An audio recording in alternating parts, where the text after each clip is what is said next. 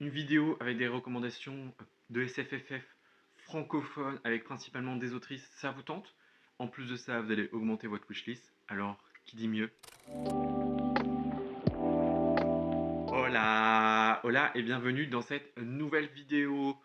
Petite vidéo avec quelques recommandations de livres. Je vais essayer d'être assez rapide sur cette vidéo. J'ai sélectionné pas mal de livres finalement avec pour principale thématique la SFFF francophone, notamment tournée vers les autrices, qui est en lien avec le challenge du Poolverse Challenge. Les vidéos sont déjà dispo sur la chaîne, alors sur ma chaîne, sur la chaîne de Lucie et sur la chaîne de Pénélope. Je vais faire une playlist aussi avec toutes les vidéos, donc vous n'aurez plus qu'à aller voir. Je ne vais pas répéter les catégories, je vais juste vous donner quelques idées ou quelques envies de lecture pour autre que le challenge, mais quelques idées pour des lectures pour ce challenge, pour ce mois à venir ou le prochain, sait-on jamais. Donc voilà, à chaque fois, ce que je vais faire, c'est que je vais vous dire pour quelle catégorie je caserai ce livre. Bien évidemment, il peut rentrer dans plusieurs catégories, peut-être que je le notifierai, peut-être que je vais oublier, mais voilà, je vais vous dire pourquoi à peu près je l'ai sélectionné, voilà, dans chaque catégorie, pour essayer d'être assez rapide et de ne faire pas un réédit de la vidéo précédente. Suite à ma vidéo recommandation, il y a aussi la vidéo de Lucie et de Pénélope qui sort en même temps. C'était un souhait de notre part de vouloir vous faire des recommandations. J'ai essayé de prendre des titres que moi j'ai lus, mais nous avons beaucoup de goûts en commun et que je lis beaucoup grâce à elle. Donc potentiellement il y a des trucs que vous aurez vus chez l'une et l'autre, que vous allez revoir ici ou inversement. Je pense que voilà, j'ai essayé d'éviter un peu les facilités, mais c'est pas toujours évident. J'ai essayé notamment aussi de trouver des titres qui sont sortis en format poche, aussi des titres qui sont sortis depuis un moment pour que vous puissiez les trouver d'occasion, pour déjà ne serait-ce que faire soit des petits budgets, soit des achats à moindre coût d'occasion. Voilà, il n'y a pas tant de nouveautés, il y a quelques nouveautés, mais ça s'entend, mais ça reste très cool. Pour le premier poulailler cosy avec la poule qui tricocote, j'ai mis euh, un thé pour les fantômes de Chris Vukicevic, que moi j'ai aux éditions, très belle édition de Noël, que moi j'ai écouté en audio et j'ai beaucoup aimé. J'ai mis pour le côté cosy, doudou, parce qu'en fait, du thé pour les fantômes, ça appelle un peu cette méditation, tout ça, et cette communion, voilà, c'est pas hyper doudou, mais j'avais pas trop de livres qui rentraient dans cette catégorie. Il faut savoir qu'il est sorti en format poche, qu'il existe aussi, comme je vous le disais, en format audio, donc voilà, et c'est très très très bien lu, et c'était excellent. On va y suivre deux sœurs jumelles. Nous avons Agonie qui est sorcière et nous avons Félicité qui est passeuse de fantômes.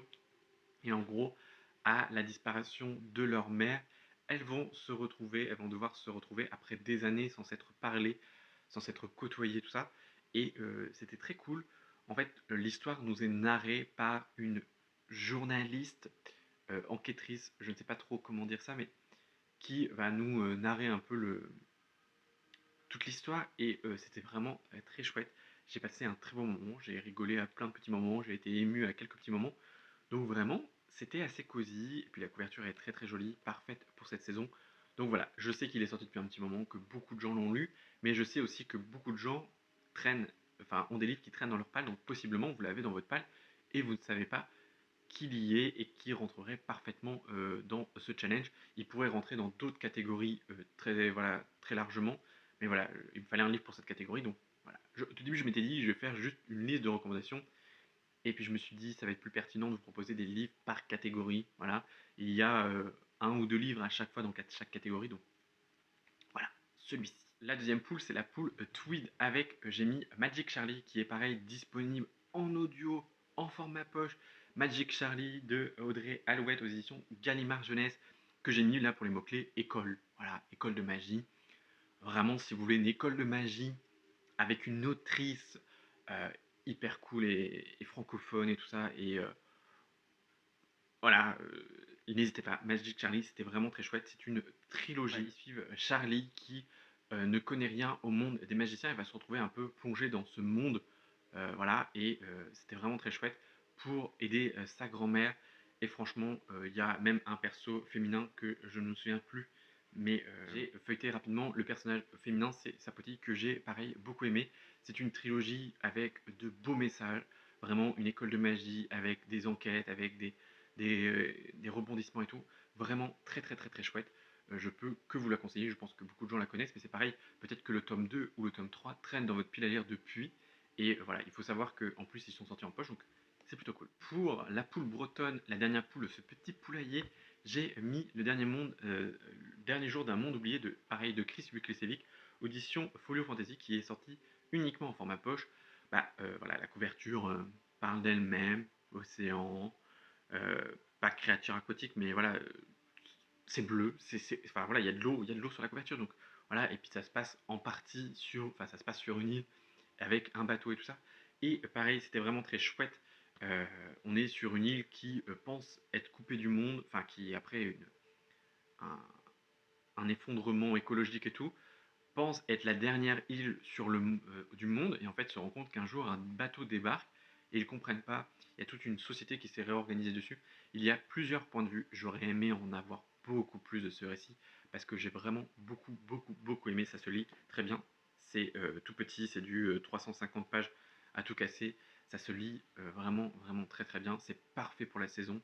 Il y a beaucoup de personnages forts. Il y a des personnages détestables, mais comme dans tous les livres, vous allez me dire. Alors c'est le deuxième titre de l'autrice que je vous recommande ici, mais vraiment parce que j'ai essayé de vous recommander un maximum de formats poche et que je l'ai lu très récemment. Celui-ci fait partie peut-être des livres peut-être sortis un peu plus récemment que les deux autres. Celui-ci, ah non, 2021. Donc voilà, il est pas tout jeune, mais c'est un titre qu'on voit pas trop passer de Chris Bukesiewicz, qu'on a beaucoup vu passer du Thé pour les fantômes, mais celui-ci, voilà, et c'est vraiment très chouette. Et on va y suivre trois points de vue exactement. Il y a la sorcière, la pirate et le vieux marchand. Et franchement, j'ai aimé. Je voulais plus de points de vue de la pirate et de la sorcière parce que vraiment, c'était mes deux personnages féminins préférés. Franchement, voilà, j'ai vraiment beaucoup aimé. Pour le prochain poulailler des Fae avec la poule en premier fait, c'était lire un roman avec fantasy avec une héroïne badass. J'ai mis bien évidemment L'Orage qui vient de Louise May aux éditions Pocket. Que ça, je pense que vous allez retrouver dans quasi, je suis sûr, la pile à lire de Lucie, enfin, les recommandations de Lucie, parce que vraiment c'est grâce à elle et à Emeline que je l'ai lu et j'ai beaucoup aimé. Je vais pas trop vous en dire parce que c'est assez court et que j'y suis allé sans rien en savoir. Faut juste savoir que on va suivre un mot de femme qui se vit à l'écart de la société et voilà, un jour un homme va venir et va s'en découdre toute une histoire et c'était vraiment génial. Je n'ai rien vu venir, je me suis plongé dedans. Pour moi, il y a des choses qu'il ne faut pas dire pour ce titre. Ne pas trop regarder la couverture aussi parce que ça donne un peu trop d'infos, mais franchement, j'ai beaucoup aimé. Et en plus, il y a un perso féminin sur la couverture. Voilà, on peut pas faire, je pense, plus héroïne badass que ce titre. Vraiment, j'ai vraiment beaucoup beaucoup aimé. Et c'est vraiment, voilà, c'est un lieu, enfin, le petit hameau, c'est un petit lieu secret où personne connaît l'existence. C'est un peu caché, il y a un peu de magie, tout ça. Donc, vraiment très très très très chouette lecture. Et c'est grâce à ça que du coup j'ai découvert Louise May et que depuis je n'ai pas lâché et franchement vraiment très chouette lecture. Et dans cette catégorie j'ai mis un deuxième titre, c'est Noblesse oblige de Maïwen Alix audition Slalom qui est très récemment sorti en format poche que moi j'ai écouté en audio et que j'ai tout simplement adoré. Voilà, de toute façon tout ce que je pense que je vais vous présenter, j'ai adoré parce que sinon je les aurais pas et je vous les recommanderais pas plus que ça. Enfin, même si j'ai aimé et tout ça, il n'y a pas de souci. Et il est sorti très récemment en format poche. C'est une uchronie, voilà, et en gros on va suivre une jeune femme qui s'appelle euh, Gabrielle, voilà. Gabrielle, qui est vraiment une héroïne badass qui va faire son entrée dans la société. Voilà. En gros, derrière, c'est écrit la révolution de 1789 n'a pas abouti en France. La France est dirigée par Louis euh, 21 et la monarchie est toujours d'actualité. Et en fait, là, ils vont faire une télé-réalité qui s'appelle Noblesse oblige, où il y a un prétendant qui. Enfin, il y a toutes des prétendants et des prétendantes qui doivent venir, les plus jeunes, les plus jolies et tout ça. Et je me suis dit, ça va être une télé-réalité un peu drôle, machin et tout. Mais qu'est-ce que c'était dur, parce que en fait, il y a de gros trigger warnings. Alors, ils placent ça en young adulte. Euh, c'est assez hardcore. Il y a vraiment des scènes qui sont très très très dures, mais c'est très bien fait. Le cerveau et retourner tout le temps. Vraiment, je suis là en mode, non, mais c'est pas possible, non, c'est pas possible. Je l'ai vraiment écouté en audio, j'ai été hyper investi dans cet audio. Et j'ai écouté, c'est une duologie, j'ai écouté aussi le deuxième tome dans la foulée parce que je ne pouvais absolument pas m'arrêter là. Et celui-ci rentrerait aussi dans la prochaine catégorie qui est lutin pour couverture colorée, parce que vraiment, plus coloré, c'est vraiment très très joli. Et aussi parce que pour young adulte, mais encore une fois, ça dépend vraiment de la perception et la sensibilité des lecteurs et tout, parce que pour moi, je m'y attendais pas et il y avait des moments très très très durs. Voilà, il faut s'y attendre, il y a des trigger warnings, bien lire les trigger warnings avant de le lire, mais c'était vraiment très chouette. Au-delà de ça, l'ambiance, le, l'ambiance et le décor et tout ça était vraiment très chouette. Alors après, on passe notre temps dans Versailles, donc voilà. Mais je sais pas, l'audio a apporté quelque chose de vraiment concret. Je voyais un petit peu à la Bridgerton et tout. Et c'était vraiment très chouette. Et franchement, s'ils pouvaient faire une série de Noblesse Oblige ou une adaptation en film et tout, franchement, je pense que ce serait très très très très cool parce que je pense que voilà, voilà, ça vaudrait le coup. Et d'ailleurs, en plus, My Way Alix est présente aux Utopiales de 2025. Donc, je sais pas, potentiellement, je sais pas si je l'emmènerai pour faire des dédicacés parce que je suis pas sûr d'avoir envie de faire la queue pendant des heures. Mais à coup sûr, quand elle sortira autre chose, je le lirai parce que j'ai vraiment beaucoup aimé. Sinon, dans cette catégorie de lutins, de livres colorés, j'ai mis Entrer dans le monde de Claire Duvivier aux éditions Medium École des loisirs pour aussi récit d'apprentissage, parce que pour moi, on est sur des jeunes enfants qui vont apprendre un petit peu la vie et tout ça. Et c'était vraiment très chouette. C'est un roman de science-fiction, de jeunesse, qui vraiment introduit très bien à la science-fiction. J'allais dire encore une fois, c'était très chouette. J'ai beaucoup, beaucoup, beaucoup aimé, mais je pense que je vais arrêter de le lire. Et on va y suivre Xabi, qui n'a jamais rien connu que les espaces clos et rassurants du domaine souterrain du Danube, comme les 25 autres adolescents avec qui il vit. Et un jour va s'arriver une catastrophe, évidemment, tout ça va un peu exploser et il y a de très bonnes représentations. C'était vraiment très chouette, j'en ai même fait un avis sur Instagram tellement que j'ai beaucoup aimé. Euh, et c'était vraiment très cool, ça se lit très bien, parce que c'est du jeunesse, donc ça se dévore.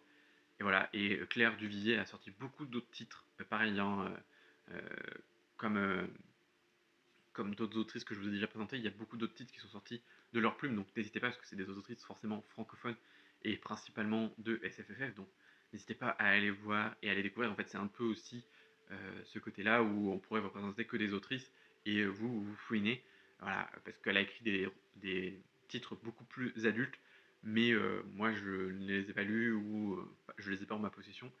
Et voilà, celui-ci n'est pas sorti en format poche. Voilà, c'est bien dommage. Ça arrivera peut-être un jour. Je ne sais pas si l'école des loisirs sort forcément ces titres en format poche. J'avoue que je regarde plus trop ce qu'ils font. Donc voilà, et pourtant c'est dommage parce qu'à chaque fois, les titres que j'ai lu d'eux, j'ai beaucoup aimé, hormis une certaine saga, mais lisez Entrer dans le monde, quoi. Le prochain, c'est La Poule Troll. Alors, je vais vous présenter une saga de fantasy un peu incontournable de la SFFF francophone avec une autrice dont je pense que tout le monde connaît, qui est bien évidemment sortie en format poche, en audio et tout ça. C'est bien évidemment le tome 1 de La Passe Miroir, mais je sais très bien que dans vos piles à lire, parce que je le vois, hein, je vois des fois les piles à lire, peut-être traîne le tome 2, 3 ou 4, parce que c'est une quadrilogie de celui-ci, enfin de cette saga. Et voilà, je l'ai mis pour voyage, parce qu'il y a des voyages, je vous laisserai un petit peu tout ça. Franchement, voilà. Et puis j'ai beaucoup, beaucoup aimé. Je l'avais commencé en audio, et j'avais pas franchement été plus intrigué que ça. Et puis en fait, je l'ai repris, et c'est mon deuxième audio que j'ai fait de ma vie. Et franchement, j'en garde un très bon souvenir. C'est une très bonne saga.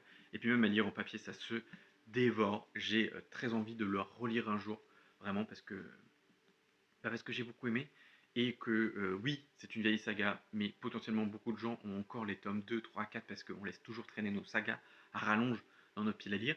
Et peut-être que vous l'avez jamais lu, peut-être que bah, vous la connaissez pas. Et potentiellement, bah, ça peut le faire. Elle peut pareil rentrer dans la catégorie livre coloré, héroïne badass. Enfin voilà, ça coche beaucoup de cases. Je sais pas si je vous fais l'affront de vous faire un résumé parce que vraiment beaucoup de gens connaissent la passe miroir, mais au cas où vous ne connaissez pas, on va y suivre Ophélie qui va devoir se retrouver mariée par un mariage arrangé à Thorne. Et ce n'est pas du tout le propos qui va tourner autour. Enfin, c'est pas la romance, voilà, qui va englober. J'avais un petit peu peur de ça au tout début parce que vraiment, les fiancés de l'hiver, bah, c'est un peu la thématique du premier tome, mais il se passe pas grand chose de ce point de vue-là. Et c'était vraiment très chouette. J'ai été très bouleversé, très marqué par la fin de cette quadrilogie. Et je trouve que la saga va en s'assombrissant. Voilà, c'était très intense, très sombre à la fois. Et voilà, le premier tome nous donne un petit truc un peu léger, machin et tout. Puis après, plus on va, plus on creuse, plus on se rend compte que c'est dur, machin, tout ça. Donc, vraiment très chouette. J'ai adoré suivre l'aventure d'Ophélie. Et potentiellement, je la relirai un jour. C'est pour ça que j'ai la quadrilogie. Nous allons partir avec le dernier poulailler, le poulailler forêt, la Champipoule. J'ai mis ce titre-là pour tout ce qui est biologie, botanique et tout ça parce que on va parler de Emblème, le tome 1, le cercle des géographes de Inaciel aux éditions euh, Ménémos dans leur collection Naos ou l'inverse, je ne sais plus, qui est une duologie. Malheureusement, il n'est pas encore sorti en poche, il me semble. C'est très sombre. On va y suivre notamment Ereb d'Aigremort qui, lui, vit reclus dans son espèce de manoir et veut que personne l'approche parce que il fait des cauchemars, parce qu'il se sent hanté et en fait il y a tout un secret. Et on va rencontrer Cécile, une personnage féminin haut en couleur qui voit en lui l'occasion de quitter sa famille et voilà, c'était vraiment très chouette. On va beaucoup voyager, on va aller à la poursuite de chimères et de créatures magiques.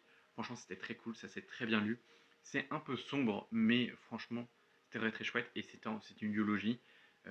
Et voilà. Dans la poule gland, j'ai décidé de mettre deux titres de deux autrices que j'aime beaucoup. Une autrice que je vous ai déjà présentée pour, en gros, Pavé. Voilà, c'est Nous de Christelle Dabaus, édition Gallimard, qui existe que en grand format et en relié, et aussi en audio. On m'a dit que l'audio était génial. Moi, je l'ai lu en papier et ça s'est très bien lu. C'est un beau bébé. Franchement, en plus, il pèse, pèse vraiment lourd. On est sur ouais, du quasi 600 pages. Donc, c'est un beau bébé, mais c'était vraiment très cool. On va y suivre plusieurs points de vue, notamment parce que c'est le nous. Donc, voilà, c'est un peu le but. C'est de la vieille dystopie un peu à l'époque et tout. C'était vraiment très chouette. En gros, on va y suivre plusieurs personnages. Le nous, qu'est-ce que c'est? C'est une conscience plutôt collective. En fait, tous les gens qui naissent avec un instinct, donc soit de réparateur, de mécanicien, d'infirmier, tout ça, et en fait soigneur et tout ça. Et en fait, dès que quelqu'un est dans leur périmètre et que leur périmètre est assez développé, ou voilà, ils ont un périmètre, je vous laisserai découvrir, ils sont un peu obligés par instinct, comme leur dit leur instinct, d'aller aider la personne, d'aller réparer, d'aller servir, d'être aimable, voilà, donc et c'était vraiment très chouette. Ça met en lumière des problèmes. Alors, il était un petit peu long par moment, mais en vrai, pas tant que ça. Moi, j'ai beaucoup aimé. Je sais qu'à l'audio, on m'a dit qu'il y avait certaines longueurs qui étaient un peu longues, mais franchement, j'ai beaucoup aimé. Et puis voilà, c'est tout ce que je peux vous recommander. Je l'ai juste pris parce que c'est un gros pavé et que j'avais envie de vous le recommander et que c'est une autrice francophone et qu'on aime beaucoup. Ensuite, un beau bébé aussi, c'est Meute de Catherine Lindbergh, que moi j'ai aux éditions ActuSF, qui est probablement sorti en poche depuis, il me semble, voilà, je voudrais pas dire de bêtises, que vous pouvez vous procurer. C'est un livre qui fait partie un petit peu de ces ovnis. Voilà, on va y suivre des loups-garous avec une écriture à la première personne où on a l'impression d'être le personnage, où il nous parle directement et tout. C'était vraiment très chouette. On va y suivre plusieurs personnages, Nathanaël, Val et Calam. Et, euh, et voilà, c'est une histoire de loup-garou. Et voilà, c'était vraiment très chouette. Il y a beaucoup de moments durs et c'est un peu ce moment où Meute prend tout son sens, quoi. Et c'était vraiment très chouette. J'ai beaucoup, beaucoup, beaucoup aimé. J'ai lu aussi grâce aux filles et tout ça. Et franchement, je regrette absolument pas. C'est un petit beau bébé de 550 pages au plus, un peu plus, quoi. Franchement, et je crois qu'il existe oui, bien en format poche, c'est pour ça que je vous le présente parce que voilà, et j'aime beaucoup cette couche. Je ne sais pas si vous pourrez trouver ce grand format, mais s'il traîne dans votre pile à lire, parce que je le vois parfois traîner dans les piles à lire, je les vois les piles à lire, hein, je les inspecte et je vois que les gens le lisent pas. Mais c'est bien dommage parce que c'est la bonne saison pour le lire parce que c'est vraiment un ovni littéraire, je trouve. J'en ai pas encore lu autant qui m'ont autant embarqué, enfin c'est pas embarqué dans le récit, mais vous savez, inclus dans le récit, vraiment, où je faisais partie du livre, quoi.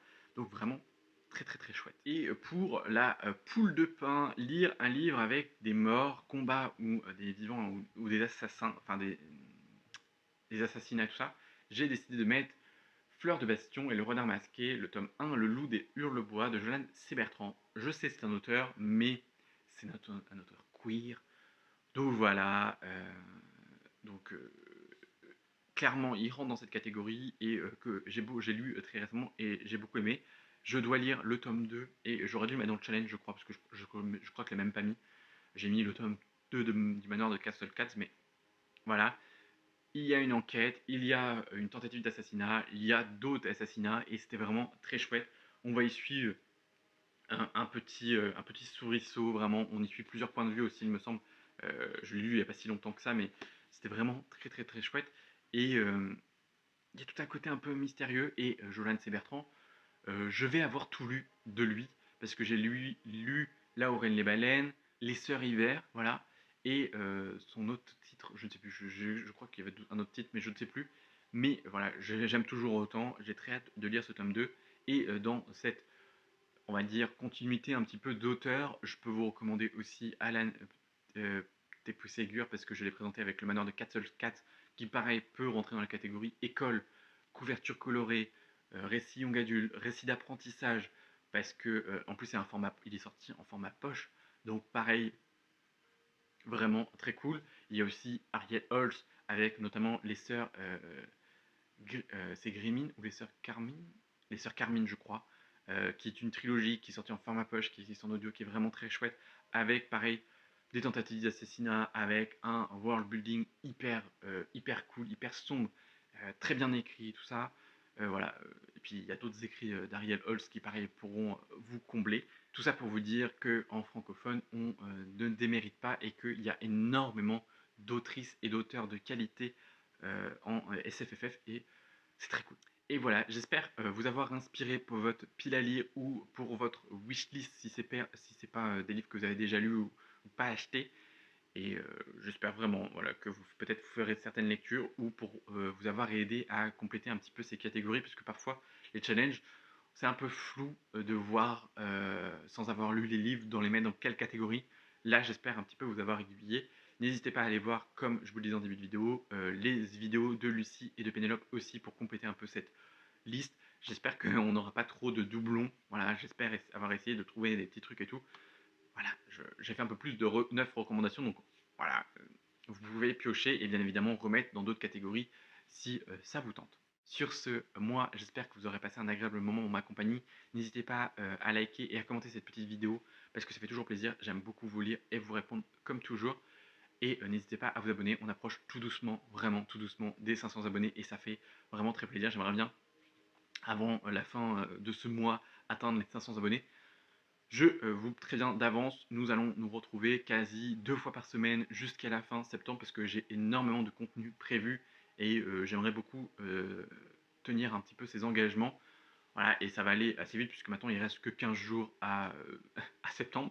Donc là on se retrouve jeudi, normalement si tout va bien, si mon timing se tient bien, parce que voilà les aléas de la vie, mais logiquement voilà, ça devrait se tenir. En octobre, on reviendra sur un rythme plutôt de une vidéo par semaine. Mais là, en septembre, j'ai notamment une wishlist, enfin une pile à lire, une wishlist de livres pour l'automne à vous faire. J'ai aussi des recommandations pour l'automne à vous faire. J'ai notamment la vidéo des sorties littéraires qui sera aussi à préparer. Et après, on enchaîne sur à chaque fois les piles à lire, tout ça. Donc voilà, très chouette. Sur ce, moi je vous dis à très bientôt. Prenez soin de vous, c'est important. Bye.